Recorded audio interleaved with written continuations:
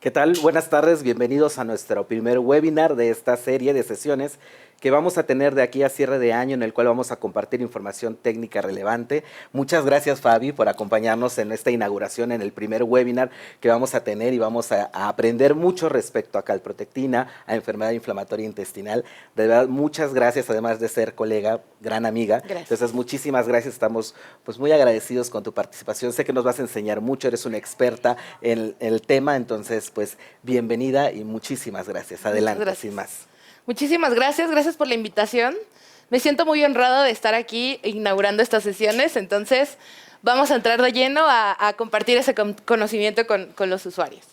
El webinar del día de hoy se titula Calprotectina, precisión, predicción y confianza en el manejo de la enfermedad inflamatoria intestinal. Y para esta sesión yo tengo dos protagonistas para ustedes, que es la enfermedad inflamatoria intestinal por un lado y por el otro lado la calprotectina. Entonces vamos a abordar este tema, pero queremos interactuar pues básicamente con la gente que está conectada. Sí, no queremos que sea nada más que nos escuchen, sino que interactúen, que nos planteen sus dudas, que nos planteen sus comentarios, porque también muchos de los que están ahí son expertos y conocen del tema. Entonces, de verdad, muchísimas gracias por participar. Aquí los vamos a leer, todos los comentarios los vamos a leer, los aseguraremos de dar respuesta a cada una de las preguntas y pues adelante, Fabi. Así es, muchas gracias. Entonces, empecemos hablando de la enfermedad inflamatoria intestinal, que digamos que es el problema, es el malo del cuento, básicamente. Cuéntenos, coméntenos qué saben de la enfermedad inflamatoria intestinal para tener un punto de partida y de ahí irnos directito a conocer más de esta enfermedad. Entonces, los leemos en el chat si gustan compartirnos un poquito de qué saben de la enfermedad inflamatoria intestinal, cuáles son los síntomas que cursa, qué espectro de enfermedades está incluido como en esta parte. Déjenos sus comentarios y los vamos aquí a leer para tomarlos como punto de partida. Me encantó, el malo del cuento. El malo del cuento, sí. El problema, por así decirlo. Por acá vamos a ver el chat y a ver si tenemos por aquí algún comentario. Por acá tenemos diarrea, claro, diarrea, definitivamente sí, es una parte de los síntomas que ocurre en enfermedad inflamatoria intestinal. Es muy malo. Eso es muy malo, definitivamente. Entonces, vamos a empezar justamente, como lo comparten en el chat, asociamos enfermedad inflamatoria intestinal, diarrea, dolor de panza, vómitos, malestar, ese malestar, inflamación, pero que puede ser algo muy generalizado, en donde la causa de esta enfermedad intestinal no suele ser una sola. Puede ser o estar involucrado en este espectro una serie de cuestiones involucradas en desarrollar esos signos y síntomas que son súper indeterminados. Pero cuando hablamos de enfermedad inflamatoria intestinal, la van a encontrar ustedes en la literatura como IBD o en español EII, que creo que no es como tan fácil pronunciar, pero vamos a llamarle IBD por sus siglas en inglés, que es Inflammatory Bowel Disease. Básicamente, no va a ser una sola enfermedad, sino va a ser un grupo de enfermedades que están incluidas ahí y cuya afección está directamente involucrada pues, en los intestinos. Hasta el día de hoy no se conoce el origen de esta enfermedad, sin embargo, se sabe que existe una desregulación de la respuesta inmune y lo que sucede es que nuestras propias células que deberían de defendernos empiezan a atacar directamente a nuestras propias células. Esto suena como una enfermedad autoinmune, ¿no? Mucho. Y de muchos malos, ¿no? Porque no solo es uno, ¿no? Exacto. Sin embargo, esta no es una enfermedad autoinmune. Es una enfermedad inmunomediada y se considera como una enfermedad como inflamatoria inmunológica, en donde no se generan directamente anticuerpos para componentes específicos de nuestras propias células, sino que hay una desregulación de las células y esas células atacan células propias. Entonces, de ahí va los males de esta enfermedad inflamatoria intestinal. Esta es la pregunta de examen. Apúntenle. Entonces, el origen es desconocido. Van a existir diversos factores que van a hacer a una persona más susceptible a desarrollarla. Entre ellos se sabe que existen algunos factores genéticos y algunos factores como tabaquismo, entre otros, pueden predisponer o favorecer el desarrollo de esta enfermedad como tal. Acá en esta imagen, voy a señalarles por acá, tenemos lo que sucede directamente en los intestinos de una persona que tiene una enfermedad inflamatoria intestinal. Si le hacemos zoom por acá, ustedes van a visualizar que un intestino normal, la primera imagen que ustedes ven es una imagen endoscópica. Entonces, esto sería como el médico visualiza un intestino a través de una endoscopía. Y a la imagen que sigue corresponde a una figura que ejemplifica cómo se encuentra el epitelio intestinal en una persona normal. Ustedes pueden visualizar que hay células que se encuentran perfectamente bien unidas la una a la otra, que tienen sus cilios perfectamente visibles y están recubiertos por una capa mucosa, que es la que se visualiza de color verde, y arriba de esto vamos a tener una microbiota que nos protege. Ese sería un tejido normal. ¿Qué sucede en las personas que tienen una enfermedad inflamatoria intestinal?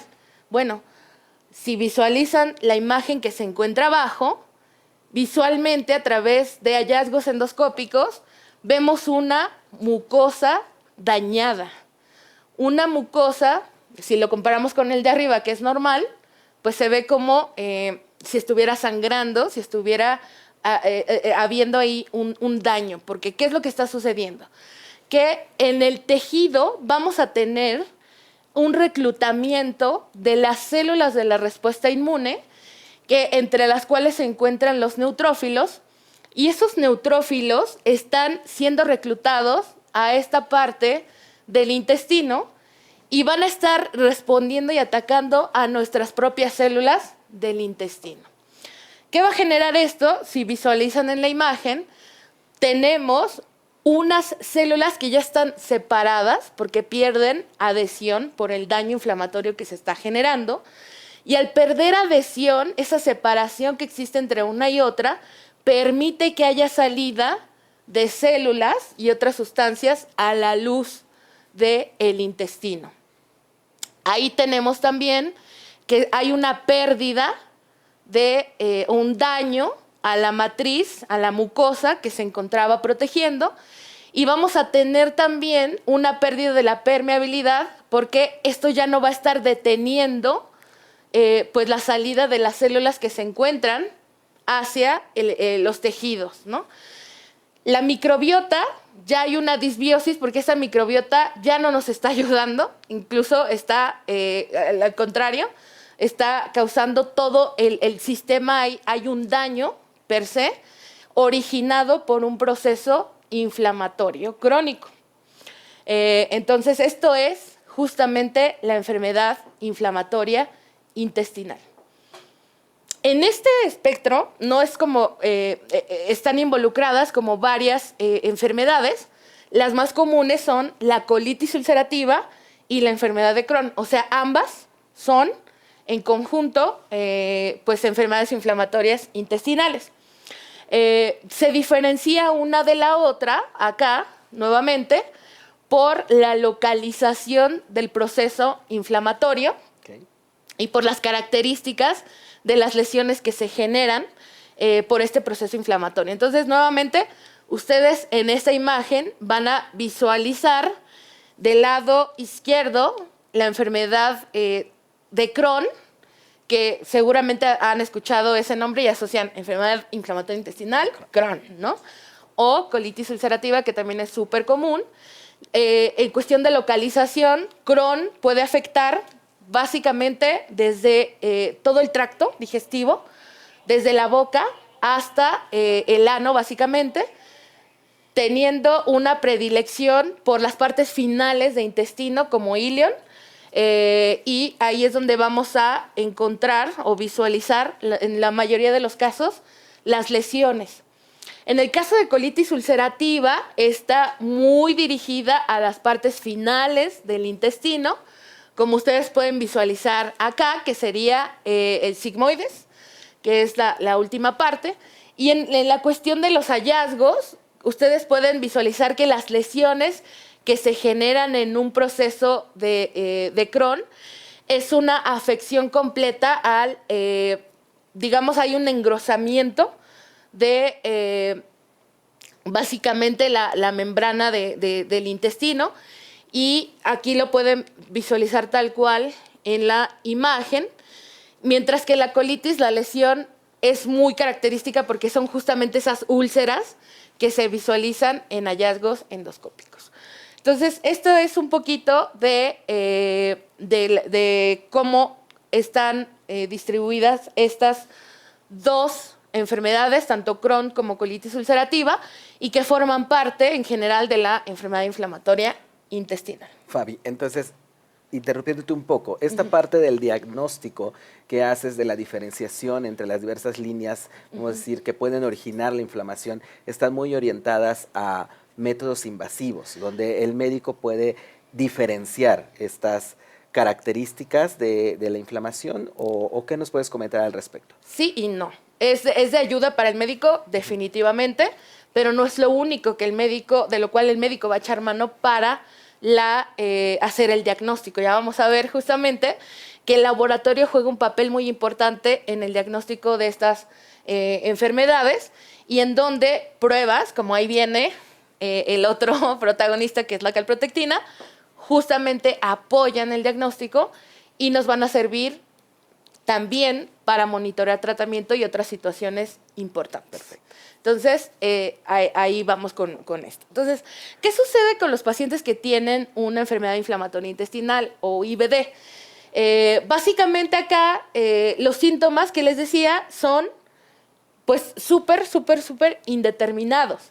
Tenemos síntomas como un dolor abdominal, gas, diarrea, constipación, indigestión, náuseas, vómito, y yo leo eso y digo, yo tengo enfermedad inflamatoria intestinal, ¿no? Un domingo por la tarde yo tengo enfermedad inflamatoria intestinal. Pues es algo súper indeterminado. Lo que sucede acá es que imagínense estos síntomas prolongados, pues prácticamente un periodo muy largo de tiempo, casi toda la vida, porque estos pacientes no hay una cura específica para tratar enfermedad inflamatoria intestinal. No hay calidad de vida. No hay calidad de vida. Buscamos justamente a través de la detección oportuna, del seguimiento, el monitoreo y tratamientos que no van a estar dirigidos para eliminarla, sino para controlarla, es donde justamente ahí somos el soporte de estos pacientes para ayudarles a tener una mejor calidad de vida. Perfecto. Entonces, estos son, digamos, los síntomas generales, y estos se presentan en estos tipos de pacientes en forma de oleadas. Es decir, yo tengo un periodo en donde tengo estos síntomas diario, y a lo mejor tengo un periodo de me controlan, tengo una remisión, no presento síntomas en un periodo determinado de tiempo, pero si hay un desbalance, un desajuste, otra vez se pueden presentar una nueva oleada y el paciente pues tener todos estos síntomas otra vez todo el tiempo. O sea, una sintomatología recurrente. Exacto, es súper recurrente, y por eso la necesidad de detectarla y de ayudar a tratarla y controlarla. Entonces, en este caso, incluso esta enfermedad se considera como una enfermedad incapacitante. ¿Por qué es una enfermedad incapacitante? Porque imagínense una persona todos los días con estos síntomas, después de ingerir algún alimento. O sea, existe de hecho, acá les muestro en esta tablita, hay un estudio que publica esta asociación en donde hacen como una encuesta a estos pacientes que tienen enfermedad de Crohn, preguntándoles, bueno, ¿tú qué síntomas tienes? ¿Cada cuándo? Para que se den una idea de la gravedad de esta enfermedad. Entonces, por acá ustedes pueden visualizar, vamos a ver que de las personas encuestadas, fíjense, de los años que llevaban viviendo con enfermedad inflamatoria intestinal, 22% entre 5 y 9, 36% menos de 5 años, 28% más de 13 años. O sea, imagínense, 13 años viviendo con estos síntomas es horrible. La frecuencia en la que se presentan los episodios, vean que 47%, casi la mitad, todos los días. Wow. O sea, todos los días con ese malestar, esa inflamación, esa diarrea.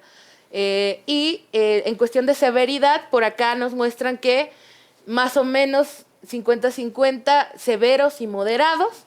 Y esto afecta, les digo que es incapacitante porque esto llega a afectar incluso la calidad de vida de las personas, porque estas personas, pues por el malestar, suelen faltar al trabajo, faltar a la escuela, pues no tienen calidad de vida, ¿no? Y Fabi, tomando esto que nos comentas, también creo que hay mucho tema en la confusión del síntoma, ¿no? O sea, no es que comiste los tacos fuera del metro, no es que te cayó mal, ¿no? Las carnitas, sino realmente tienes una sintomatología recurrente que es constante, que se manifiesta y que justo en el conjunto de todos los síntomas hay que darle seguimiento. Exactamente.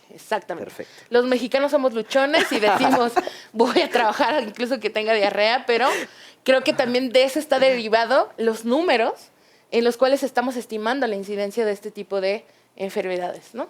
Entonces, definitivamente es una cuestión que sucede así. El tratamiento, para que lo visualicen, es un tratamiento costoso, ¿eh? Esto genera cargos costos a la salud muy elevados, porque es algo que no tiene cura, todo el paciente lo va a tener toda su vida, y no van a estar dirigidos, como les mencioné, a tratar o curar la enfermedad, sino a controlarla. ¿Cómo puedo controlarla? Uno es controlar la inflamación. Y acá los medicamentos, que pueden ser corticosteroides, inmunomoduladores, inmunosupresores, a lo que están dirigidos pues justamente es a frenar a estas células que están atacando nuestro propio intestino. Tenemos también tratamiento dirigido a disminuir los síntomas, disminuir esos malestares, esa diarrea, esa constipación, esa inflamación, etcétera.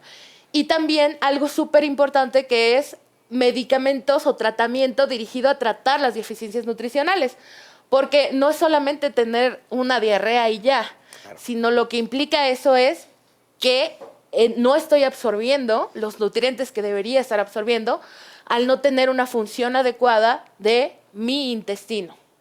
Entonces, los casos extremos en donde esto sigue sin un tratamiento, hay una inflamación severa, pues suelen terminar catastróficamente con la vida del paciente por esas deficiencias nutricionales, anemias que pueden transformarse en otra cosa, incluso dar pie o hacer más susceptible a este paciente a desarrollar un cáncer.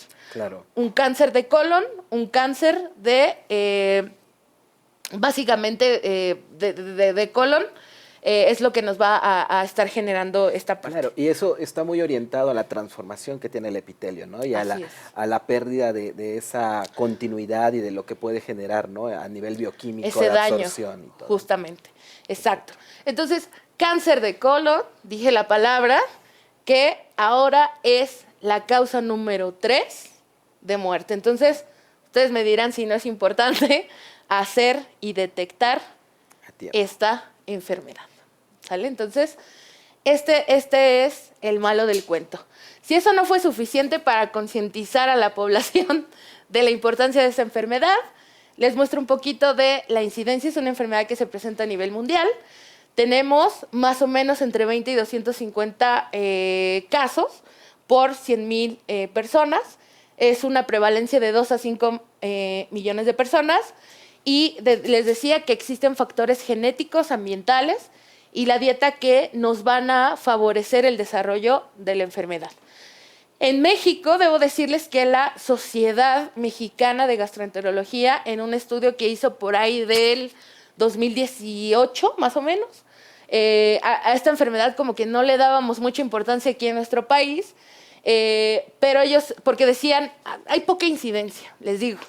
Nosotros vamos hasta a trabajar con una diarrea. Entonces, creo que parte de los números bajos que pudiéramos visualizar en nuestra población es que no lo buscábamos o que no estábamos conscientes de esto. En este estudio de la Sociedad Mexicana de Gastroenterología, detectan que esta enfermedad, empezando a ponerle atención, en un periodo de 5 años, cuatriplicó la incidencia que se había encontrado a inicios, ¿no? Entonces, es importante, debemos buscarla, debemos ser conscientes. Digo, no es para que las cosas se vuelvan taquilleras, hay que decir a veces palabras mágicas, ¿no?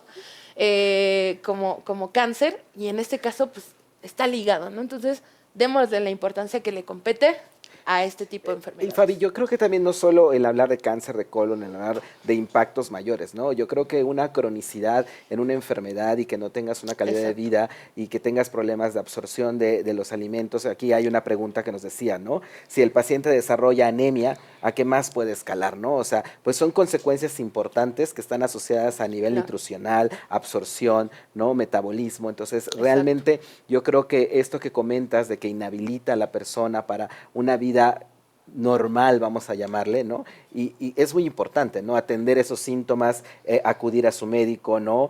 No descartar, ¿no? El tema de una posibilidad de una enfermedad inflamatoria intestinal, ¿no? Así es, así es. Muy bien. Entonces, ¿cómo hacemos el diagnóstico? Aquí es donde entramos justamente a esta parte de que existen diferentes metodologías para detectar ya sea lesiones características que sugieran el diagnóstico, enfermedad de Crohn, colitis ulcerativa, y también no dejando de lado la participación del laboratorio como ese ayuda codo a codo con el médico para soportar el diagnóstico con otros hallazgos, con otras pruebas también importantes en el laboratorio. Entonces, si dividiéramos las pruebas que están dirigidas para ayudar al diagnóstico de la enfermedad inflamatoria intestinal, tendríamos 2 grupos. Las pruebas que se consideran invasivas, en donde, pues justamente lo que sucede es que el paciente debe ser sometido a una endoscopía o pruebas como una colonoscopía, en donde, pues básicamente es necesario que este paciente esté sedado para que... déjenme regresarle para darle play. Lo que sucede acá es que el paciente debe estar completamente sedado y hay la introducción de un tubo que tiene una cámara y algunos aditamentos que pues permiten que el médico literal, a través de una cámara, visualice todo el tracto digestivo del paciente para buscar lesiones, como ya lo vimos, que en algunos casos suelen ser muy características, como las úlceras de la colitis, o bien ese engrosamiento, básicamente de la pared del intestino, como sucede en Crohn. Sin embargo, esa es la imagen, básicamente, del libro, ¿no? No en todos los casos hay hallazgos como tan severos. Y por eso un solo método no es suficiente para llegar al diagnóstico, y el médico echa mano de varias pruebas diferentes para lograr confirmar el diagnóstico de una enfermedad inflamatoria intestinal. Entonces, en los invasivos tenemos la endoscopía, la biopsia, y prácticamente en los no invasivos, acá tenemos surge la estrellita, que es la calprotectina, que ya vamos a hablar de ella en unos minutos, y también pues existen otras pruebas de laboratorio, claro, que se pueden hacer tanto en heces, que sería como la muestra ideal, al estar justamente relacionada con el intestino, y otras pruebas como imagenología también pueden ayudar básicamente a visualizar como estas lesiones. Entonces, acá vamos a ver que los criterios diagnósticos, vean esta tabla. Para llegar al diagnóstico, el médico hace o toma, correlaciona esos hallazgos clínicos, bioquímicos, endoscópicos, radiológicos, histopatológicos, y codo a codo en conjunto con el laboratorio llega a hacer la detección. Porque en cuestión de las manifestaciones y lo que pueda visualizar en la endoscopía, pues pueden ser signos o lesiones que a veces aparezcan, pero no es como que en todos los pacientes tiene que aparecer tal cual como así, ¿no? Exacto. Entonces, visualicen que es un diagnóstico como con esta correlación completa de varios estudios para lograrlo. Y Fabi, y también la implicación económica que requiere este diagnóstico, ¿no? Creo que es algo importante a considerar, el costo de una endoscopía, una colonoscopía, ¿no? Y realmente si existen pruebas no invasivas que pueden orientar al diagnóstico, pues eso está fenomenal. Exacto, exactamente. Entonces aquí el laboratorio pues justamente participa porque también hay que hacer un diagnóstico diferencial, porque en los hallazgos, en las manifestaciones, esto puede ser enfermedad inflamatoria intestinal o una lista de otras patologías. Que sí se fue a los tacos. Exacto, que sí se fue a los tacos, que está ahí la bacteria, una salmonela, etcétera, ¿no? Un Clostridium difficile, entre otros. Entonces hay un diagnóstico diferencial, ahí el laboratorio le da luz. Digamos que cuando el médico ve estos hallazgos dice, ok, tengo varias casillas en mente. Puede ser infeccioso, que es el primero en el que generalmente pienso, los tacos, cargados de bacterias, virus, parásitos que pueden generarme estos mismos síntomas.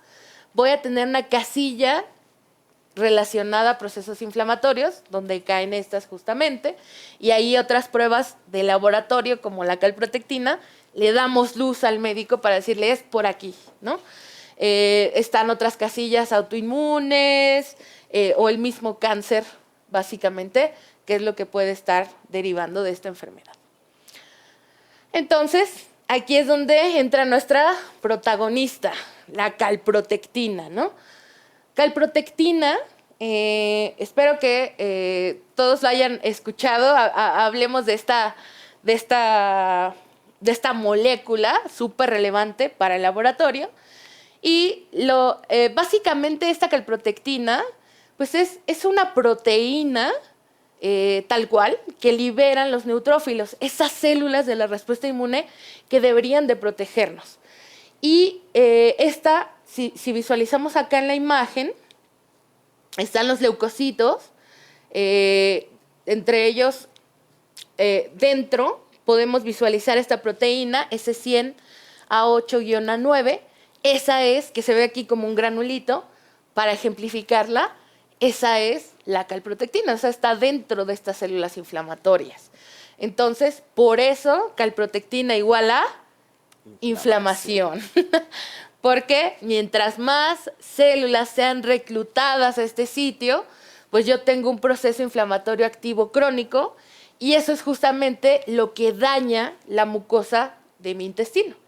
Entonces, lo que sucede, como vimos en imágenes anteriores, al perderse la permeabilidad del intestino, esa calprotectina que normalmente está dentro de los leucocitos y que no sale de los tejidos hacia la luz del intestino, que es donde van las heces, ahora, en patologías como esta, yo la encuentro en concentraciones elevadas en una muestra de heces, porque se ha perdido la integridad de ese intestino, se ha perdido la permeabilidad de ese intestino, y entonces hasta las células salen a la luz, y por eso la visualizan acá, de este lado, que ahora en esa luz, que es donde van avanzando las heces, tengo células y tengo calprotectina ahí, presente, libre, diciendo, hola, es por acá, este es un proceso inflamatorio crónico, ¿no? Entonces, la utilidad de este marcador de este marcador per se no es único, no es calprotectina igual inflamación, positivo o negativo. No es así para nada. Este es un marcador que nos va a orientar en varias situaciones. En un inicio, cuando el médico quiere hacer el diagnóstico, le va a dar luz de que hay una inflamación. Entonces, eso inmediatamente en diagnóstico diferencial ya le permite al médico decir, hay inflamación, es inflamatorio, ¿no? Y lo diferencia de otra patología, de otro síndrome, que es el síndrome de intestino irritable. Por sus siglas en inglés, IBS, Inflammatory Bowel Syndrome. Entonces, el primer uso de la calprotectina es ese, en ayuda al diagnóstico diferenciando. Hay inflamación, entonces este proceso inflamatorio crónico puede ser enfermedad inflamatoria y no es intestino irritable.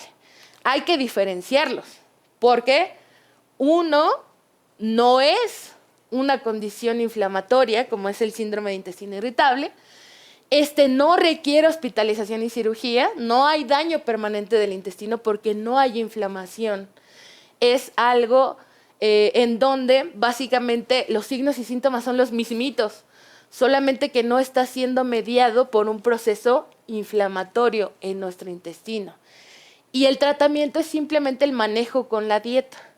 Aquí se habla de personas con estrés, claro. Y esto pueden presentar este síndrome de intestino irritable. Y pues básicamente este no es una enfermedad, ¿no?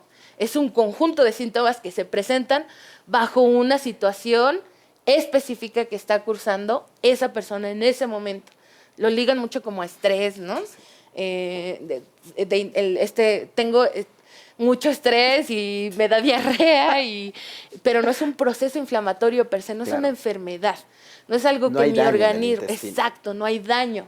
Visualmente no voy a ver esas lesiones como las veo en la enfermedad inflamatoria intestinal. Y entonces aquí está el primer punto de aplicación de esto, cómo ayuda al diagnóstico justamente de la enfermedad inflamatoria intestinal.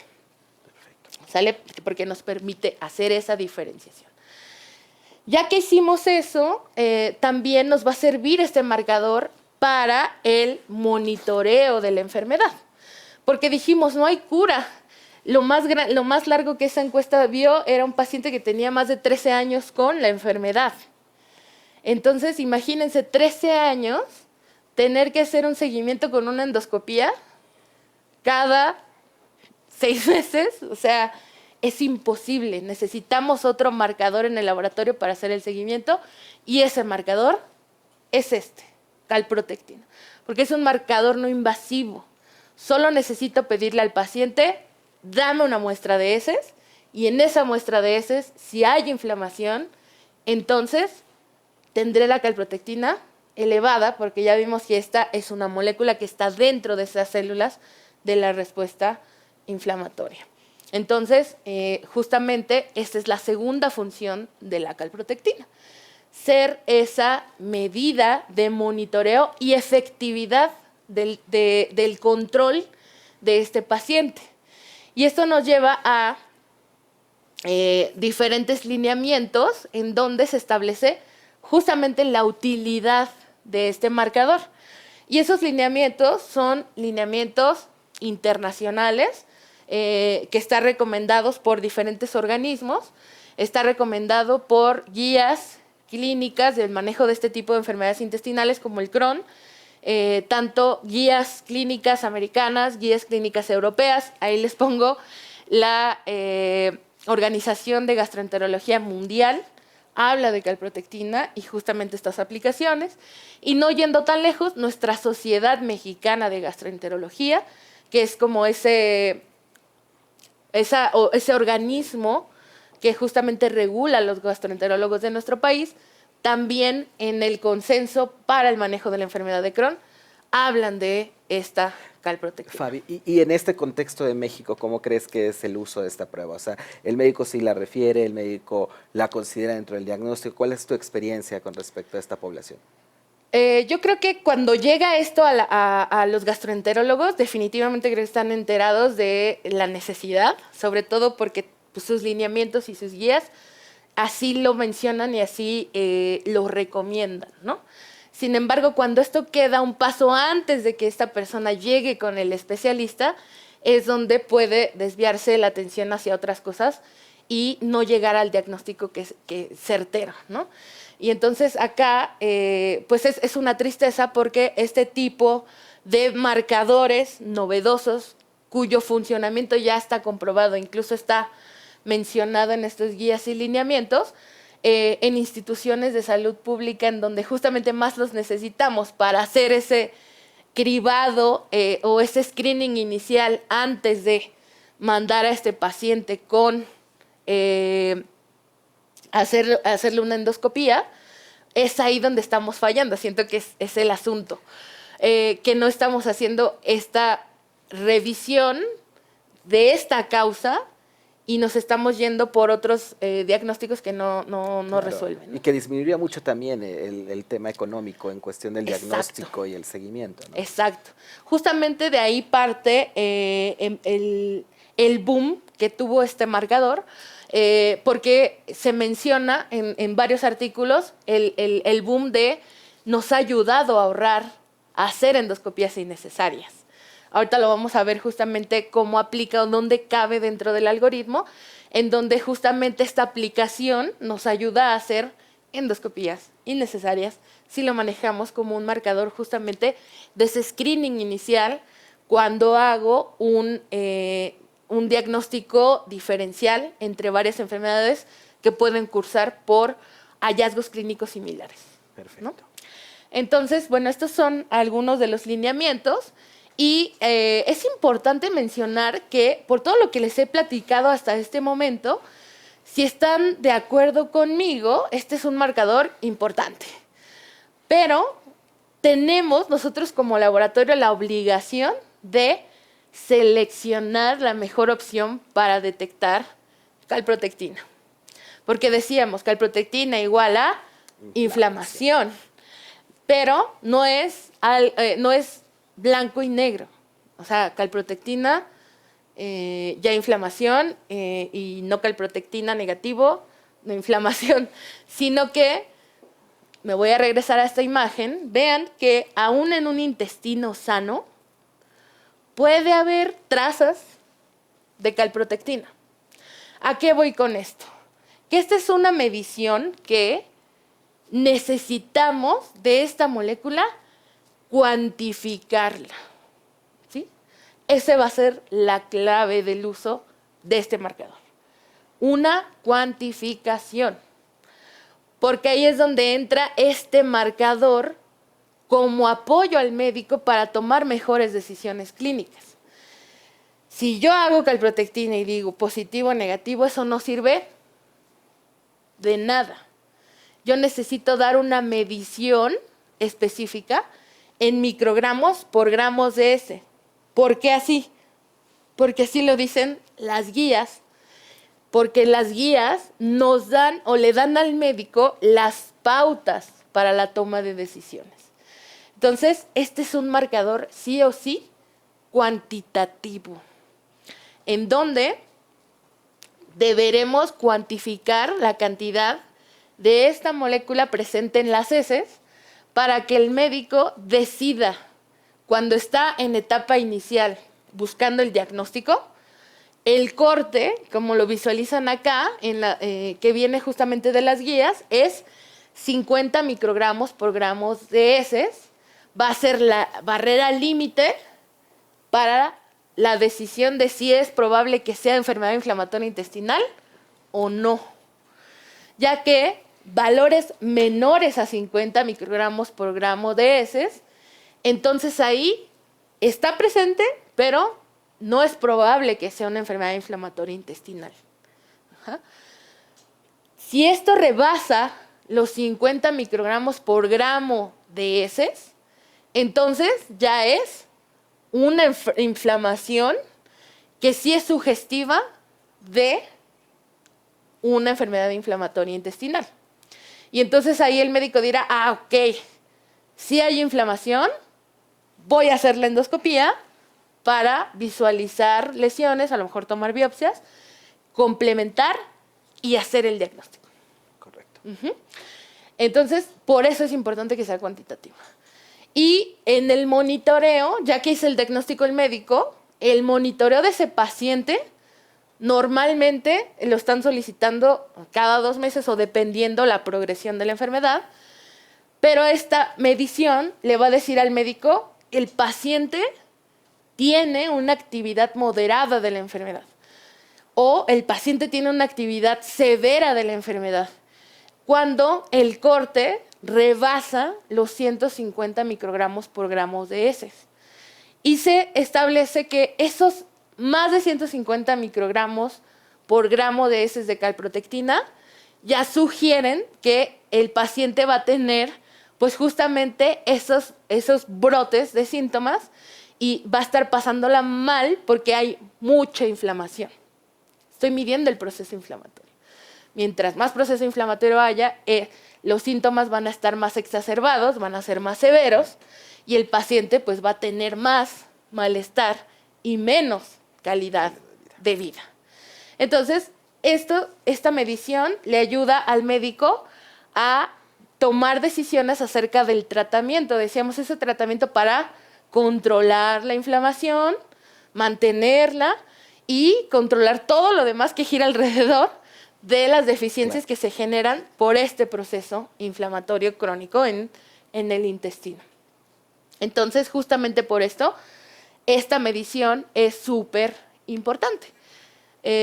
Y bueno, esas pautas vienen de estas guías internacionales y nosotros no nos quedamos atrás. Aquí está del consenso de nuestros gastroenterólogos mexicanos, también está el corte para la toma de decisiones y que está muy bien estudiado que estos niveles de calprotectina por arriba de estos cortes son sugestivos de pues una recurrencia y exacerbación de esos síntomas y que están confirmados por hallazgos endoscópicos que pues la inflamación está incrementada.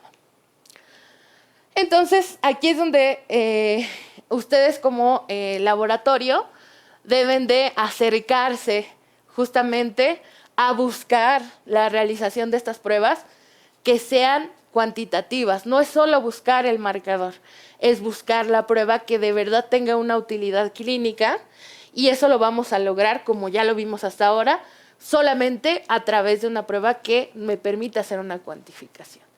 Entonces, por darles un ejemplo, existen pruebas, como ustedes lo pueden visualizar acá en pantalla, que solo son cualitativas y suelen ser pruebas rápidas.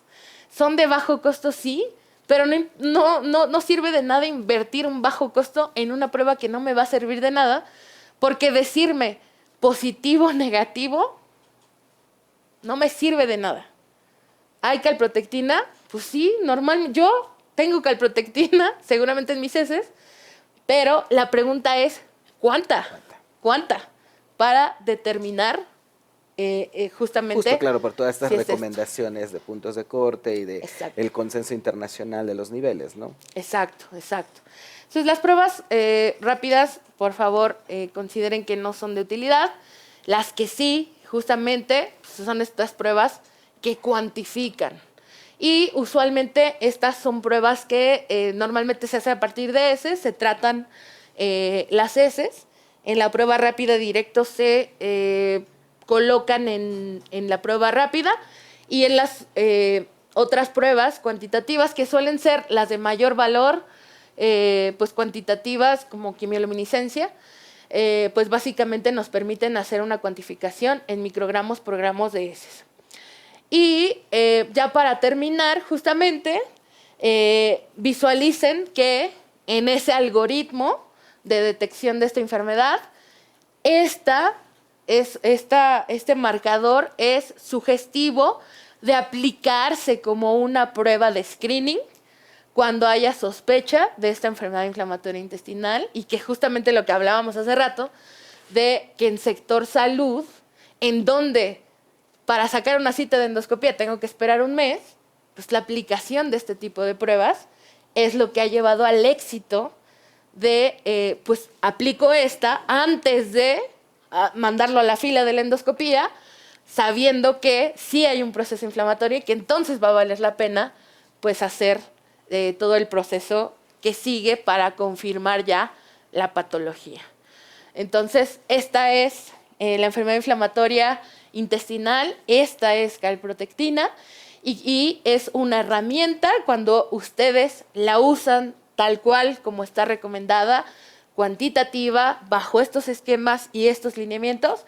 Es una herramienta no invasiva que decimos que une la ciencia del laboratorio con las decisiones clínicas, porque con esa medición yo voy a ayudar al médico a tomar mejores decisiones para mejorar la calidad de vida pues, de estos pacientes que pues de por sí la pasan muy mal y lo menos que podemos hacerlos pues, es ayudarlos a mantenerse bajo control. Entonces, básicamente esta es la presentación que yo tenía preparada para ustedes, justamente, y pues no sé qué opinan. No, pues muchísimas gracias, Fabi, por compartirnos este conocimiento. Realmente el conocer es poder, ¿no? Creo que si nosotros podemos informar en el momento en que se hace una solicitud o que el propio paciente o el médico tratante tiene una duda y nosotros como laboratorio podemos orientar o podemos comentar de estos beneficios de las pruebas, pues creo que es muy interesante. Creo que tenemos varias preguntas en el foro, yo que voy a ir dando lectura a algunas y de verdad les agradecemos mucho el interés que tienen en conocer de esta prueba.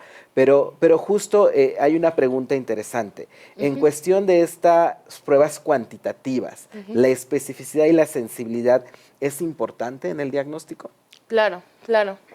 Claro, porque esto es lo que va a determinar qué tan bueno soy detectando pues, a los verdaderos positivos y a los verdaderos negativos. Entonces, lo importante es que ya sepan los alcances de la prueba, que necesitan una prueba cuantitativa, y lo siguiente que tienen para la elección de la prueba que van a utilizar, pues se va a medir justamente en esa parte, ¿no? Qué tan buena sensibilidad tiene, qué tan buena especificidad tiene, porque es lo que va a determinar qué tan factible o qué tan buena va a ser esa prueba en detectar o diferenciar a los positivos de los negativos, ¿no? Claro. Y justamente acá, pues, entre las diferentes metodologías, pues van a haber justamente esas diferencias, ¿no? Hay algunas que tienen menor sensibilidad, hay algunas que tienen mayor sensibilidad. Ya va a depender como del modelo y del diseño de la prueba per se, pero sería como el tercer punto que ustedes tendrían que buscar o visualizar cuando tomen la decisión de qué prueba es o qué prueba aplicar justamente para hacer esta detección. Okay. Hay otra pregunta aquí en el foro que nos dice que cuál es la ventaja de la calprotectina frente a la lactoferrina, si son pruebas que compiten o son pruebas que realmente se complementan. Mira, en cuestión de las guías, hay varios enunciados en donde, si tú te vas a las guías americanas, más o menos en el 2018, se hablaba de que eran pruebas complementarias, porque la lactoferrina es una prueba que también se encuentra dentro de las células de la respuesta inmune, de los linfocitos, de los leucocitos, y esta también, en ese proceso inflamatorio, es liberada, al igual que la calprotectina.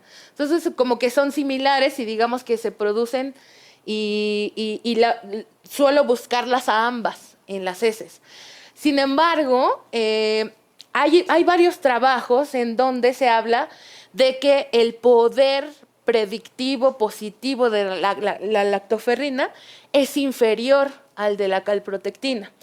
Y si ya nos vamos a guías más actuales, ya mencionan menos a la lactoferrina y más a la calprotectina. Entonces, te digo, inicialmente pues estaban como de la mano, claro, pero ahora se ha demostrado pues las ventajas superiores que tiene la calprotectina versus la lactoferrina y pues ha quedado un poquito detrás este marcador. Digamos que es un marcador que no es necesario que mida los dos, claro, pero si quieren hacerlo y hay suficiente recurso, digamos, pues complementaria, ¿no? Ok, perfecto. Listo, pues tenemos algunas otras preguntas. Mucho va asociado a lactoferrina, calprotectina. Creo que hay esa duda respecto a la función que tiene cada una de ellas. Pero bueno, ya creo que con esta plática y con las guías, sobre todo internacionales, que demuestran que la calprotectina tiene una mayor correlación con la parte diagnóstica de imagen, histoquímica y todo esto que va asociado al seguimiento de una enfermedad inflamatoria crónica, ¿no? Es muy interesante conocer. Pues de verdad, Fabi, muchísimas gracias por compartirnos este conocimiento. Gracias a todos los que están ahí escuchándonos, aprendiendo de este tema. Y pues bueno, no dejen de conectarse. Vamos a tener una serie de sesiones donde vamos a hablar de este tipo de pruebas, de esta parte de innovación que traemos en el diagnóstico para poder ayudar al diagnóstico de nuestros pacientes, ¿no? Entonces, no sé si quieres cerrar con algo, Fabi, respecto al tema, en general, esta parte que nos has compartido en la sesión. Simplemente agradecerles y pues que busquemos más enfermedad inflamatoria intestinal, usemos más calprotectina, porque en lo que no buscamos, creemos que no existe, pero sí existe, ¿no? No son los tacos, entonces. Exacto. Así es. Perfecto. Pues entonces los invitamos a continuar registrándose en nuestros webinars. De verdad vamos a hablar de muchos temas, enfermedad de transmisión sexual, vamos a hablar de la parte de leucemias, vamos a hablar de la parte de microbiología, vamos a tener también acerca de electroforesis de proteínas, vamos a hablar de la parte de cadenas ligeras kappa y lambda. Vamos a estar hablando y abordando muchos temas interesantes para actualizar al personal del laboratorio para que apoye justo en ese diagnóstico, ¿no? El conocer es poder y entonces vamos a transmitir ese conocimiento. Listo, pues muchísimas gracias por acompañarnos, nos seguimos viendo en las siguientes sesiones.